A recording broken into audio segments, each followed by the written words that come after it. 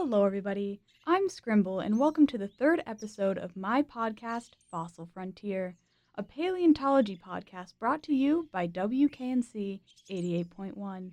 This show will be dedicated to talking about my favorite fossils and prehistoric phenomena. We're going to explore some of Earth's ancient treasures and uncover the stories that they have to tell.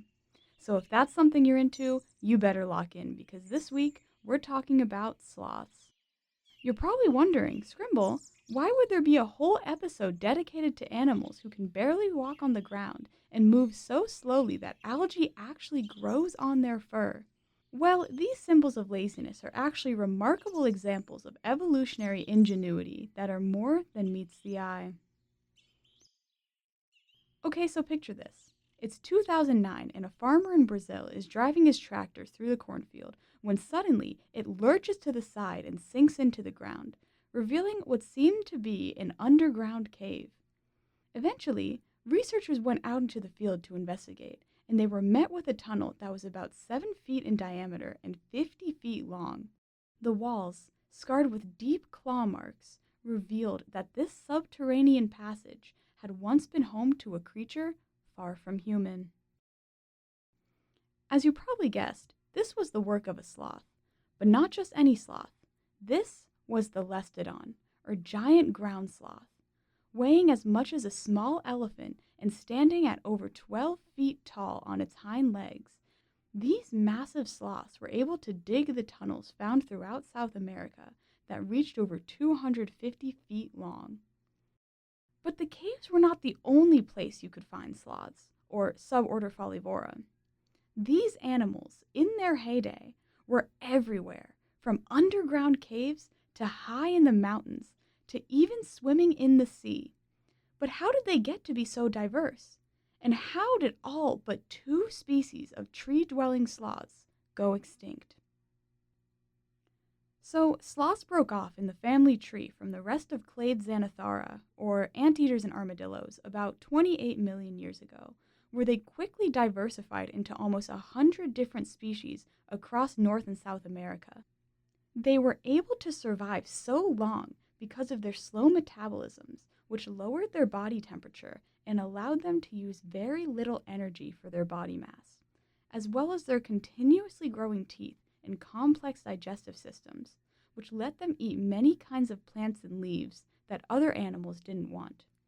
These 2 adaptations allowed sloths to eat foods that other animals couldn't, and eat less of it because they burn less energy. For most herbivore species, there would be fierce competition for food and resources, which caused many animals to go extinct. But interestingly, sloths seem to almost cohabitate with up to 17 other species of sloth living in one area. The reason that they lived together so well was because each species of sloth evolved to fill their own niche and find food in places separate from the others. Like, take the Thalassocnus, who turned to aquatic life to make ends meet. It fed on seagrass and developed denser bones and a larger body to adapt to the ocean. Scientists say that it used its claws to make its way across the ocean floor and defend itself against powerful currents. Or even the Diabolitherium, which took to the mountains. It developed more flexible arms for climbing almost 1,000 feet up cliff faces and fed on high up vegetation. Then, of course, there's the multiple species of ground sloth, including the Lestodon, which grew in size immensely in response to frigid ice age temperatures and dug large burrows for themselves that can still be seen today. But what happened to these guys? Where did they go? And if they were so diverse and filled so many niches, then why do only 2 species of sloth remain? Well, ultimately, climate change made the sloth lifestyle simply unlivable. During the Ice Age, many sloths thrived because their large size and low metabolism helped them regulate their temperature. But eventually, Earth warmed up again, and then came large predators such as jaguars and eventually humans. Since the sloths risked overheating if they were too active, they were easy prey and were picked off one by one until extinction. While they were known for their creative adaptations to find food, in the end they just weren't able to adapt to a changing world. That was, except the tree-dwelling sloths. These guys evolved to be smaller so they could hang from branches and were able to survive a warm climate. Only two species of sloths remain today, both suspensorial, spending the majority of their time in the trees. But while these two may look and act similar, they aren't very closely related at all. The first of these species is the three-toed sloth, or bradypus, which split off in the family tree from other sloths very early on, about 30 million years ago, and they've been evolving to master a tree-centered life ever since. But the other genus, the two-toed sloth, actually comes from family Megalonychidae, which included the giant ground sloths like the Lestodon. They got into the tree game relatively late compared to their three-toed cousins, but they eventually evolved to fill a very similar niche. This is an example of convergent evolution, just like the true and false crabs with carcinization. While both species of sloth came from different origins, they eventually evolved to fill a very similar niche, suspended in the trees.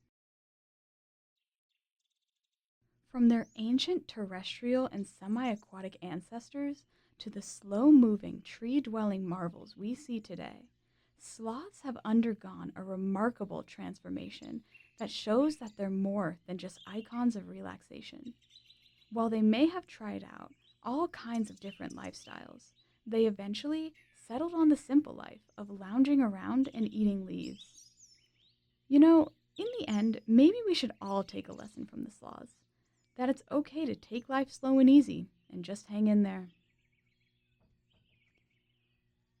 Thank you for listening to the third episode of Fossil Frontier. This has been a WKNC podcast. Good night, and I love you.